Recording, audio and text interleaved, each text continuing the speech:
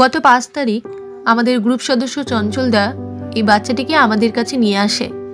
সাজানাপল্লী রাস্তা ঢোকার আগে এই বাচ্চাটিকে অন্য বড় কুকুরে মেরে পেটের অনেকটা অংশ কেটে দেয়। ওকে প্রয়োজনীয় ওষুধ, ইঞ্জেকশন, স্যালাইন করা হয় এবং কাটা অংশ স্টিচ করতে হয়। ওর নিয়মিত ট্রিটমেন্ট চলছিল, ড্রেসিং চলছিল। ক্ষতটা অনেক গভীর হওয়ায় হয়তো একটু সময় লাগবে ওটা শোকাতে।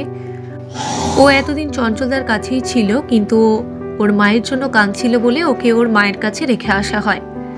ওর চিকিৎসা এখনও চলবে ও সম্পূর্ণ সুস্থ না হওয়া অবধি।